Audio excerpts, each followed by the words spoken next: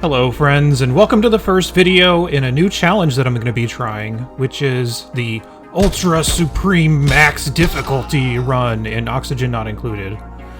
And I hope that by the end of this video you'll understand why I'm using so many adjectives to describe this. It's probably going to be brutal. But the purpose of this is obviously because it sounded like a fun thing to challenge myself with, and yes, apparently I enjoy making things hard for myself. But I also hope that this series will demonstrate that there is no one right way to play the game, and even with a bunch of silly restrictions that I'm going to hold myself to, there's a way you can make it work and accomplish what you're after. So let's dive into what Ultra Supreme Max Difficulty really means. There's a good amount of video series and forum posts that I've seen that are similar to this idea, where people will play on the hardest asteroid on the highest difficulty while getting every achievement in the same run. No doubt, accomplishing any of these would be a challenge, but I wanted to see if the difficulty could be taken up a few notches. I'll also be aiming to complete the game on max difficulty, getting every achievement in one run and playing on the hardest asteroid. However, I wasn't convinced that the hardest possible asteroid is the radioactive ocean, which is where a lot of these playthroughs take place. So I took some time to search for what is truly the most difficult asteroid. Generally, when picking out an asteroid to start out a game, the survival chances listed on the UI are pretty accurate. The earlier asteroids have a lot of very useful resources and in very high quantities, such as algae, ice, polluted water, clean water, that kind of stuff. The easier asteroids also typically present no time pressures due to extreme heat or cold, and the resources they offer are often varied enough that the survival is quite easy if you know what you're doing.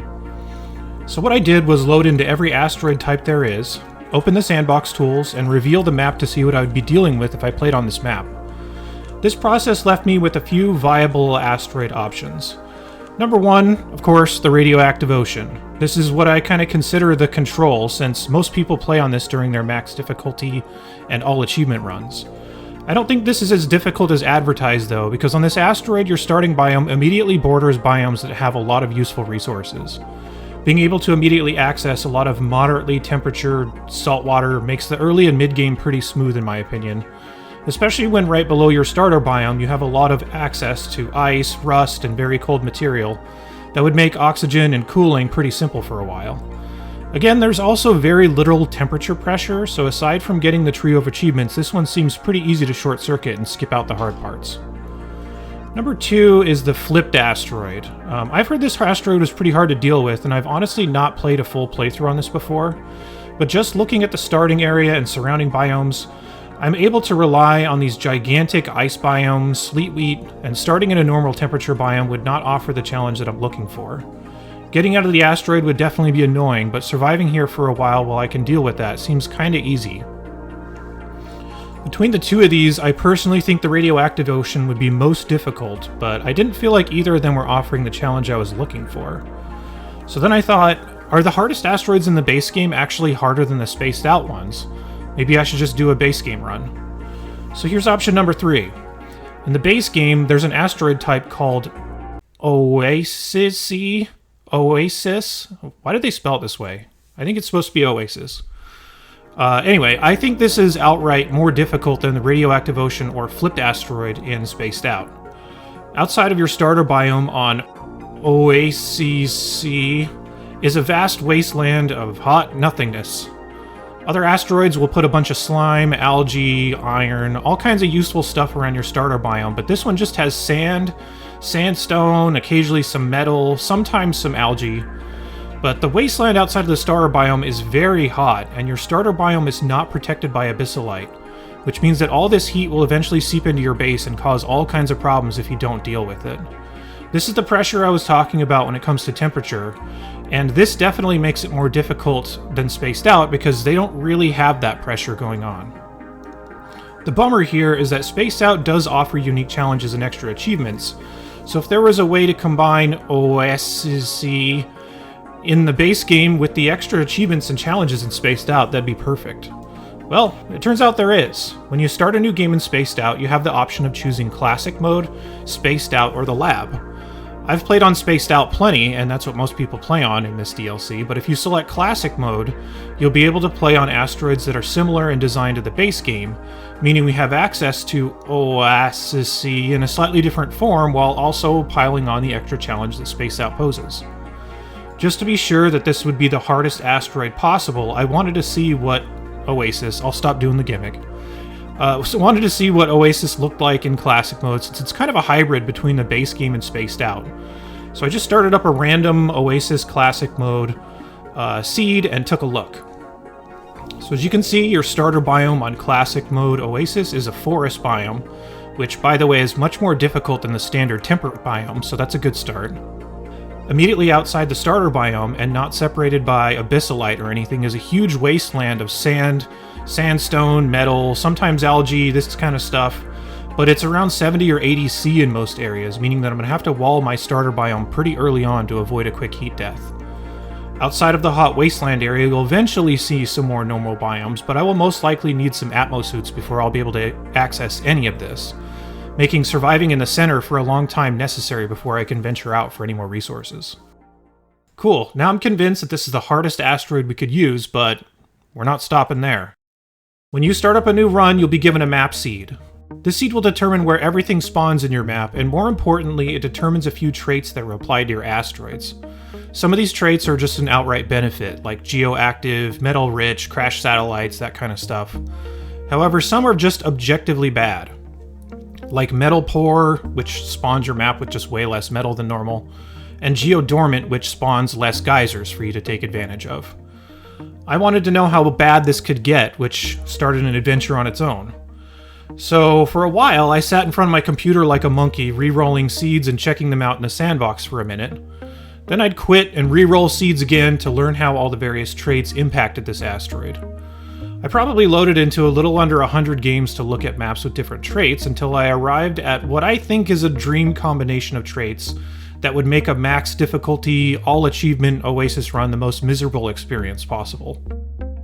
I'll start with the easy part of the process, which was eliminating traits that I consider a deal breaker because it would make the run easier rather than harder. By the way, I'm only really going to be paying attention to these on the main asteroid because the traits tend to matter a lot less once you get to the outer ones. So, the ones that I did not want to have are geoactive, because that'll give me more geysers, and I don't want more, I want less. Volcanic activity I played around with a little bit, but it does have a tendency to wall your starter biome with some abyssalite, making the heat creep a lot easier to deal with. Metal rich, again, fairly self-explanatory, this gives you more metal, I want less metal to make it harder.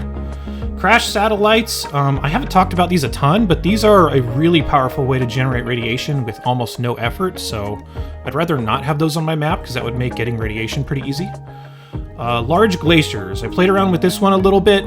I didn't think it would matter that much, but it did put a lot more extra ice on the map, so I sorta considered it a deal breaker, so I tried to avoid it. Metallic caves, again, we want less metal, not more. Geodes, sometimes this can spawn something like a hydrogen geode, and if it does, your power for the entire game is basically solved, so I don't want to put something like that in the map. So after eliminating a whole bunch of them, I finally came up with a list of traits that I felt would make for the most difficult run on this asteroid with the restrictions we're placing on ourselves. Plus, you can only ever have 4 traits on your main asteroid, so I kind of tried to come up with the 4 worst traits I could think of. So one of them is metal poor. This will outright reduce the frequency and density of all the metal spawned on the map, making it hard for me to basically do anything that uses metal. Geodormant means I'll be given 3 less geysers to work with, which has a chance of getting rid of some geysers that I could otherwise totally depend on in order to make progress. Frozen core was one of them that I thought would be good because the bottom of this asteroid typically has a magma core, which we can then harvest for a ton of energy by the time we get down there. But a frozen core, by the time we get down there, it won't really matter that much since I'll already have a cooling solution that should be needed to get through the hot wasteland anyway. And then alternate pod location was the 4th that I thought would be pretty interesting because sometimes this can put your starter location way off to the side, or the top or the bottom, which would just make it even harder to get to some of the resources that I need. And you probably wind up hitting a wall or hitting the bottom or something like that before you really mean to. So this can definitely make it awkward. It might make me have to like relocate my base at some point. So eventually I narrowed down the list of traits down to these, and started rolling for seeds that had mostly the bad traits and no good ones. I rolled probably 1,000 times and didn't really get any seeds that I thought would be difficult enough, but I remembered there's a site that used to store a ton of oxygen not included seeds and you could just narrow it down by map trait. The site's called Tools Not Included, and I went there, but I just saw a screen that told me the site was down, so I figured that this wouldn't be an option. So I rolled a whole bunch more times and sorta got close to what I was looking for. I wasn't quite there, and because I'm having a hard time, I just asked my wife to help me search for seeds, and we found a handful that were definitely better than what I found on my own, but still not quite exactly what we were looking for. Because we are both very curious and determined individuals, we fell down a rabbit hole that took over our lives for a short period, where we started trying to find patterns in the seeds, and came up with a lot of theories about how traits are selected per seed. The basics of the seed are that it's broken into several parts. The first parts are just to determine which asteroid and game mode you're on. After that's a random number, which range from 0 to this big number. And the last parts are for game settings and story traits. We just need to figure out which random number would give us the traits that we wanted. So we tried using some fancy modulo math, we tried using a spreadsheet. We were making some progress, but I started to feel like we were going to have to settle for seeds that had some of the traits that we didn't really want to work with, and that we wouldn't ever find that dream seed that has all 4 of the bad traits that we wanted. At this point, it was very early in the morning, so I gave up and went to sleep. We came back the next day with a vengeance, determined to find the worst map seed in existence. We continued looking at the trends in random numbers based on the seed provided and saw a few interesting patterns. Did you know that every other seed in numbered order has a different number of map traits? We also found some seeds that were only a number or 2 different and yielded extremely similar results, so we felt like we were getting pretty close to cracking it.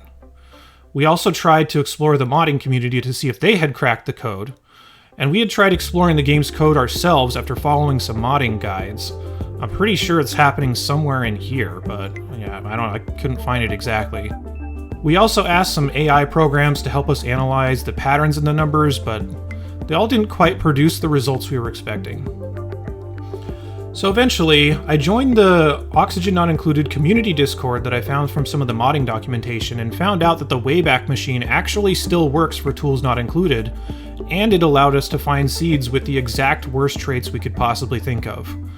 So after all that, the good old Internet Archive came through and the seeds still worked. This method isn't quite as cool as cracking the code using math or having a fancy spreadsheet, but it definitely gave us what we wanted, which is the worst map seeds in existence. Okay, cool, so let's review. We'll be playing on Spaced Out Classic mode, on the Oasis Asteroid, and on an objectively terrible seed. Let's run over the difficulty settings really quickly to give an idea of what max difficulty looks like if you haven't seen it before. First of all, if you start with max disease, your duplicants are just more likely to get sick. This is not the worst thing when it comes to dealing with high difficulty levels. Max hunger. This is a pretty big deal. Your duplicants basically require double the food they normally would, so that'll be an adventure. Morale. Draconian, I guess. In my tests, I literally don't know what this changes, and I couldn't find any meaningful info about it on wikis or forums. Yeah, I don't know. My best guess is it changes the thresholds for when your duplicants get stress reductions from high morale, but I honestly didn't notice a difference when I was testing. Durability. This means that suits degrade faster. I've never specifically checked to see if this impacts Atmo suits, but if it does, and on this asteroid, woof. Meteor showers. This just means there's going to be a lot more of them and will definitely be annoying when I have to manage rockets. Radiation. Basically your duplicants have a much lower tolerance for absorbing radiation and there's less lost when they use the bathroom. This can be a big problem with some of the duplicants, so I hope I don't get one that causes this, but yeah, we'll see. Now stress. It's maybe the most difficult thing to deal with and can be an outright run-ender if a vomiter or a stress eater hits 100%. Basically, your duplicants get an extra 20% stress per cycle just for existing. We also need to turn off care packages, which means the printing pod will only offer us duplicants and it will not send us extra supplies. We do need to keep teleporters on if we are going to get every achievement though, since there's one specifically for using it, then defrosting a friend on another asteroid. Okay, that covers the max difficulty settings. Let's take a look at the requirements for achievements next. First off, there's a trio of achievements that impose some pretty hefty restrictions in the early game. These three are the Carnivore, Locavore, and Super Sustainable achievements. The easiest of these three, and calling it easy is generous, basically means you're not allowed to plant anything in a planter box or a farm tile until your duplicants have eaten a lot of calories. You can usually get this in the first 45 to 50 cycles, but it will make early game food and oxygen very difficult in the forest biome, because we won't be allowed to plant any mealwood or oxyferns in any of the domesticated tiles that we could take advantage of. The next easiest is probably the super sustainable achievement, which doesn't allow you to build a coal, wood, natural gas, or petroleum generator until you've already generated a silly amount of electricity. And you know what, just to make this even more ridiculous, I'm going to self-impose a ban on these 4 power sources for the entire game, and not just for the first however many kilojoules of power generated. The hardest of the 3, and I think the hardest achievement in the game, is Carnivore. On a normal map, this isn't the worst thing to try because they give you more critters to start with, but with all the other factors combined, duplicants being stressed out, needing double the food, the heat pressure of this asteroid, not being able to plant mealwood or oxyferns, starting in the forest biome, generating manual power, this is likely going to be the hardest part of the run. We'll need to do some very silly stuff in order to get this one and not die along the way.